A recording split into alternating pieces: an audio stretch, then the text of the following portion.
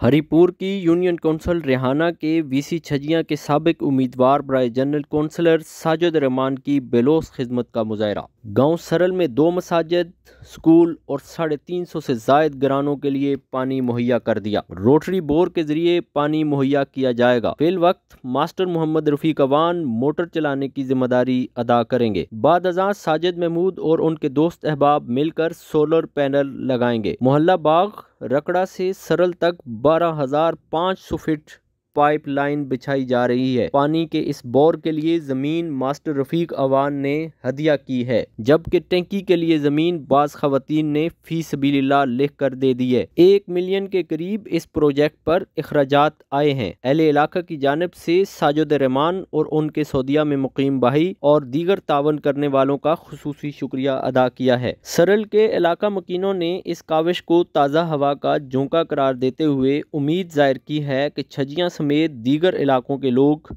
हमारे पसमानदा गाँव का यूं ही ख्याल रखते रहेंगे। वाज़ेह रहे कि हरिपुर के इलाके सरल के करीब ही एक खूबसूरत छजियां आबशार भी बहती है, जिसे देखने के लिए लोग दूर दराज से तशरीफ़ लाते हैं। ताहम किसी के दिल में ये ख्याल नहीं गुजरा कि इस आबशार से उस पार गाँव जिसको सरल कहा जाता है उसकी सूरत हाल क्या है। सरल को अल्लाह ताला ने बेपनाह खूबसूरती से नवाजा है। सरल गांव से नीचे एक बहुत ही ज़बरदस्त नहर बहती है, ताहम सरल के लोग पानी की बुनियादी ज़रूरत से महरूम हैं, जिसे साजिद रहमान जैसे मुखलिस शख्स ने अब पाया तकमील तक पहुंचाया है। सरल के लोग अपने बुनियादी पैदल चलने के रास्ते के हक से भी महरूम थे, ताहम सरल के नौजवानों ने अपनी मदद आप के तहत अपने गांव का रास्ता तलाश करना शुरू किया। नौजवानों की सोचो विचार के बाद गांव सरल रास्ता पुख्ता होने के लिए